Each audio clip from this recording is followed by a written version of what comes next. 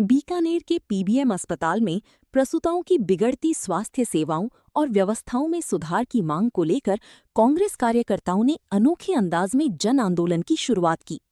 PBM सुधार जन आंदोलन के तहत स्वास्थ्य लाभ और व्यवस्थाओं में सकारात्मक बदलाव की कामना से गृह शांति यज्ञ का आयोजन किया गया। ये यज्ञ देहात कांग्रेस अध्यक्ष बिशणाराम सियाग और शहर कांग्रेस अध्यक्ष मदन गोपाल मेघवाल के सानिध्य में संपन्न हुआ।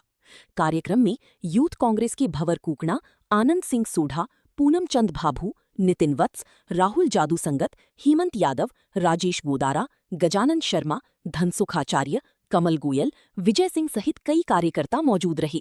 यज्ञ का विधिवत संचालन पंडित महेश जोशी ने कराया। इस दौरान वक्ताओं ने पीबीएम अस्पताल में प्रसूताओं को बेहतर चिकित्सा सुविधाएं उपलब्ध कराने और स्वास्थ्य सेवाओं में सुधार की आवश्यकता पर जोर दिया।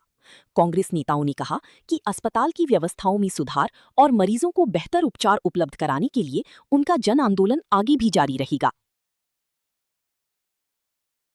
देखो, पीबीएम की अव्यवस्था है, अर्थव्यवस्था और अव्यवस्था में साफ फर्क होता है। अव्यवस्था ये है कि यहाँ पीबीएम में जो भी व्यक्ति आता है वो यहाँ बैठ के खाना नहीं खा सकता। पीबीएम में कोई आता है पेशेंट, तो उसके परिजन के साथ मारपीट हो जाती है। हमने अधीक्षक से मिलकर 2 लोगों को तो यहाँ सस्पेंड कराया है। अब हमारी जो मांग है, जो मेडिसिन वीक चालू हो, जो सुपरवाइजर आते हैं, जो ब्लॉकों में जाते हैं, वो सिर्फ अपनी रजिस्टर में हाजिरी लगाने के लिए आते हैं। वो यहाँ आए और जो पीबीएम में आप देखिए, बाथरूमों की हालत देखिए, आप यहाँ मरीजों की हालत देखिए, किस प्रकार एक स्वस्थ व्यक्ति पीबीएम में इलाज कराने के लिए आता है, वो यहाँ से अस्वस्थ होकर जाता है। तो लोग इसको तो पहले पीबीएम के नाम से जाना जाता था, अब पहले कहते अव्यवस्था की हॉस्पिटल कौन है, उसका नाम पीबीएम है। तो इस प्रकार की व्यवस्था का सुधार करने के लिए बीकानेर जिले के शहर और यहाँ से हर नागरिक को आगे आना पड़ेगा और आर पार की लड़ाई लड़नी पड़ेगी। आगे का क्या कार्य है आज तक? देखो, आज तो इनकी सद्बुद्धि के लिए ये करेंगे। बीकानेर प्रशासन, बीकानेर जिले के सीनियर जो डॉक्टर है और हमारे राजस्थान की जो सरकार है भाजपा की, उनके चिकित्सा मंत्री के लिए भगवान इनको सद्बुद्धि दे। अगर ये हालत रहे तो मैं तो कहता हूँ इस पीबीएम की रोड पर आपको चलता हुआ एक व्यक्ति नहीं मिलेगा। जैसे कई आपने देखा होगा, कई जगह कई बड़े बड़े राजघराने होते थे, उनकी अव्यवस्था होने के कारण उनके घर पे एक व्यक्ति नहीं जाता। यही आज पीबीएम की हालत है। जो हमारी विरासत थी, जो महाराजा गंगा सिंह जी, जो प्रमुख लोग थे, जो ये चाहते थे कि यहाँ गरीब का बेटा, किसान का बेटा यहाँ आकर इलाज कराए, आज स्थिति क्या है आप सबको पता है। बीकानेर जिले के हर नागरिक को पता है। यहाँ व्यवस्था सुधारने के लिए अब किसी ना किसी को भगत सिंह मरना पड़ेगा। हमें तो भगत सिंह मरने के लिए सारे युवा तैयार है, और एक आधा जेल चला जाए और अगर मर भी जाए तो कोई दिक्कत नहीं, पर पीबीएम की अव्यवस्था का सुधार करेंगे।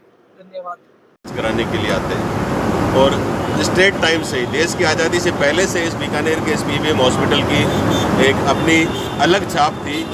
और यहाँ के डॉक्टरों की, यहाँ के जो व्यवस्था है इलाज की, उसको अच्छा माना जाता है और उसी वजह से लोग यहाँ मतलब हज़ारों लोग रोजाना आते हैं। लेकिन पिछले 2-2.5 साल से पीबीएम हॉस्पिटल की स्थिति बहुत ज़्यादा ख़राब हुई है। मैं कहना चाहूँगा बद से एक तरह से बदतर की स्थिति हो गई है। यहाँ का जो मैनेजमेंट है, यहाँ हमारी राजस्थान की जो सरकार है, भजन लाल जी यहाँ के मुख्यमंत्री है, लेकिन मुख्यमंत्री अशोक गहलोत जी भी होते थे।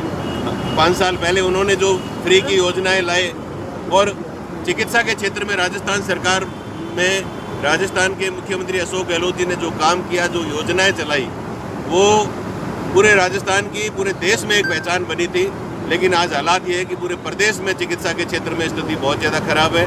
चाहे कोटा की बात करें, चाहे बीकानेर की बात करें, चाहे जयपुर के एसएमएस हॉस्पिटल की बात करें, सब जगह अव्यवस्थाएँ हैं। सरकार का ध्यान बिल्कुल भी चिकित्सा के क्षेत्र में नहीं है। सरकारी हॉस्पिटलों को किस प्रकार से चलाया जाना चाहिए, यहाँ पर जो फ्री दवाइयाँ दी जानी है, जो जांचें होती है, जो ऑपरेशन होता है, तो उसमें जो इक्विपमेंट्स की जो आवश्यकता होती है, और यहाँ तक कि जो मैन पावर की बात है, मतलब हर क्षेत्र में मिसमैनेजमेंट की वजह से पीबीएम का जो प्रशासन है, यहाँ के चाहे अधीक्षक महोदय हैं, चाहे प्रिंसिपल महोदय हैं, सभी लोग एक तरह से आंख मूंद करके बैठे हुए हैं। और मैं तो ये भी कहना चाहूँगा कि हमारे चिकित्सा मंत्री जी ने तो एक आदेश ऐसा भी निकाल दिया है कि 10 लाख रुपए से ज़्यादा की कोई भी खरीद होगी तो उसकी परमिशन जो है हमारे राजस्थान के चिकित्सा मंत्री जी से लेनी पड़ेगी।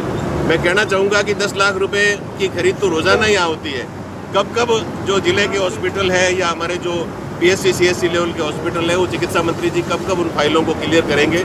मैं समझता हूँ कि आज पहली बार ऐसा आदेश हुआ है इसकी वजह से भी काफ़ी नुकसान हो रहा है दवाइयाँ और अन्य सामान खरीदने में।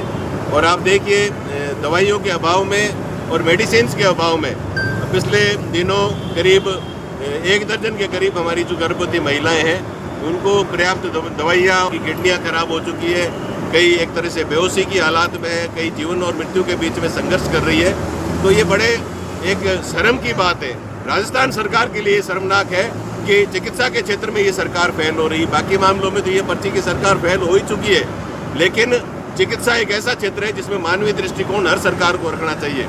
लेकिन भजनलाल जी की सरकार और इनके सरकार में बैठे हुए जो चिकित्सा विभाग के अधिकारी हैं वो बिल्कुल इन्होंने राजस्थान के आम आवाम के स्वास्थ्य की जिम्मेदारी जो सरकार की होती है उससे वो पूरी तरह से पीछे हट गए हैं। और यही कारण है कि बीकानेर के लोगों को आज बहुत भारी परेशानियों का सामना करना पड़ रहा है। बीकानेर देहात कांग्रेस कमेटी और बीकानेर शहर कांग्रेस कमेटी के द्वारा आज चौथे दिन धरना दिया जा रहा है। कांग्रेस पार्टी का ये धरना बीकानेर के आम आवाम को अच्छी चिकित्सा सेवा देने की मांग को लेकर है। और जो मटेरियल की कमी है, जो मिसमैनेजमेंट है, जो गर्भवती महिलाएं जो आज जीवन और मृत्यु के बीच में संघर्ष कर रही है, उसमें कोई दोषी व्यक्ति है, किसी की भी जिम्मेदारी है, वो जिम्मेदारी तय होनी चाहिए।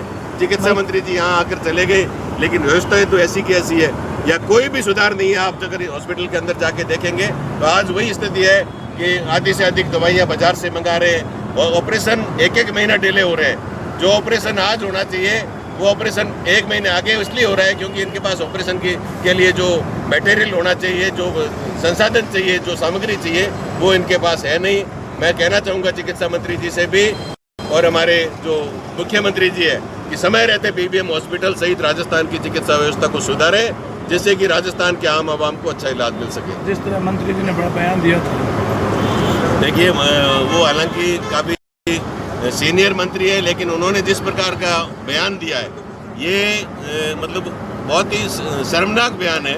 इसकी जितनी निंदा की जाए कम है, क्योंकि जब महिला गर्भवती होती है तो उसके ऊपर वैसे भी मानसिक रूप से वो परेशान रहती है, उसके बॉडी में कई प्रकार के मतलब दिक्कतें होती है। लेकिन उसके बावजूद उनका ये कहना कि जो गर्भवती महिलाएं क्या नाचती हुई आई, तो क्या बीमार व्यक्ति या बीमार महिला कोई नाचती हुई आ सकती है? तो उनका जो बयान है उसमें उनको माफ़ी मांगनी चाहिए। और मैं समझता हूं कि मुख्यमंत्री जी को इस पर कोई ध्यान देना चाहिए, भारतीय जनता पार्टी को भी ध्यान देना चाहिए कि इनके जो जिम्मेदार मंत्री है, जो सरकार चला रहे, वो इस प्रकार का जो बयान देंगे तो निश्चित रूप से सरकार की जो करनी और कथनी में जो फर्क है वो आम लोगों के सामने आ रहा है। अगला कदम क्या रहेगा अगर सरकार हड़तालियों को देखिए, किसी भी सरकार का के कुछ बेसिक काम होते हैं, पानी है, बिजली है, स्वास्थ्य है, शिक्षा है, तो ये काम हर सरकार के लिए ज़रूरी और सर्वोच्च प्राथमिकता में होते हैं। और चिकित्सा के क्षेत्र में राजस्थान तो पूरे देश ही नहीं पूरी दुनिया में मॉडल रह चुका है।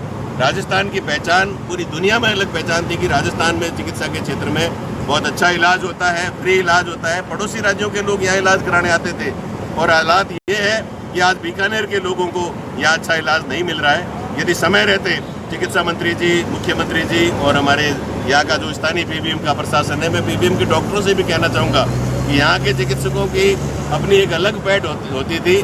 बीकानेर के डॉक्टरों पर, बीकानेर के हॉस्पिटल पर जो भरोसा पिछले 30, 40, 50 सालों में, 70 सालों में जो बीकानेर के इस हॉस्पिटल ने बनाया था, उस भरोसे को तोड़ने का काम वर्तमान